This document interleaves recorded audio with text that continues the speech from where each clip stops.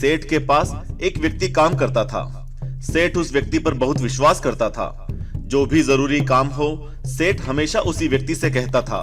वो व्यक्ति भगवान का बहुत बड़ा भक्त था।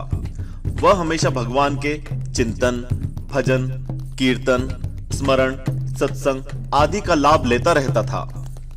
एक दिन उसने सेठ से श्री जगन्नाथ धाम यात्रा करने के लिए कुछ दिन की छुट्टी मांगी। सेठ ने उसे छुट्टी देते हुए कहा, भाई, मैं तो हूं संसारी आदमी, हमेशा व्यापार के काम में व्यस्त रहता हूं, जिसके कारण कभी तीर्थ जाने का लाभ नहीं ले पाता। तुम चाह ही रहे हो तो यह लो 100 रुपए, मेरी ओर से श्री जगन्नाथ प्रभु के चरणों में समर्पित कर देना। भक्त सेठ से 100 रुपए लेकर श्री जगन्नाथ धाम यात्रा पर निकल गया। कई दिन की पैदल यात्रा करने के बाद वह श्री जगन्नाथपुरी पहुंचा। मंदिर की ओर प्रस्थान करते समय उसने रास्ते में देखा कि बहुत सारे संत, भक्तजन, वैष्णवजन हरि नाम संकीर्तन बड़ी मस्ती में कर रहे हैं। सभी की आंखों में आंसुओं की धारा बह रही है। जोर जोर से हरि बोल गूंज रहा है। संकीर्तन में बहुत आनंद आ रहा है। भक्त भी वहीं रुककर हरि नाम संकीर्तन का आनंद लेने लगा। फिर उसने देखा कि संकीर्तन करने वाले भक्तजनों के होठ बड़ी देर से संकीर्तन करने के कारण सूखे हुए हैं। वह दिखने में कुछ भूखे भी लग रहे हैं। उसने सोचा, क्यों ना सेठ के 100 रुपए में से इन भक्तों को भोजन करा दूं। उसने उन सभी की उस 100 रुपए में से भोजन की व्यवस्था कर दी। सबको भोजन कराने में उसे कुल 98 रुपए खर्च करने पड़े। उसके पास 2 रुपए बच गए।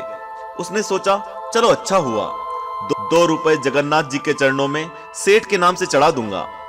जब सेठ पूछेगा तो मैं कहूंगा पैसे चढ़ा दिए। सेठ यह तो नहीं कहेगा कि 100 रुपए चढ़ाए क्या। सेठ पूछेगा पैसे चढ़ा दिए, मैं बोल दूंगा कि पैसे चढ़ा दिए। झूठ भी नहीं होगा और काम भी हो जाएगा।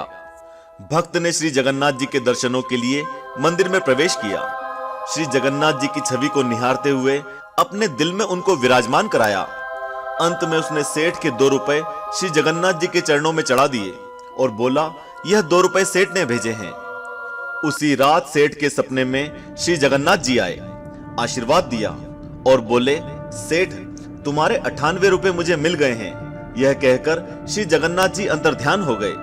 सेठ जाग गया, सोचने लगा, मेरा नौकर तो बड़ा ईमानदार है, पर अचानक उसे क्या जरूरत पड़ गई थी।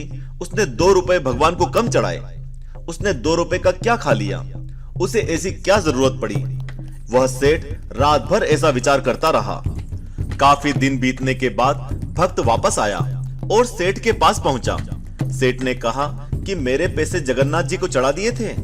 भक्त बोला, हाँ, मैंने पैसे चढ़ा दिए। सेठ ने कहा, पर तुमने 98 रुपए क्यों चढ़ाए, 2 रुपए किस काम में प्रयोग किए। तब भक्त ने सारी बात बताई कि उसने 98 रुपए से संतों को भोजन करा दिया था और ठाकुर जी को सिर्फ 2 रुपए चढ़ाए थे। सेठ सारी बात समझ गया और बड़ा खुश हुआ और भक्त के चरणों में गिर पड़ा और बोला, आप धन्य हो, आपकी वजह से मुझे श्री जगन्नाथ जी के दर्शन यहीं बैठे बैठे हो गए।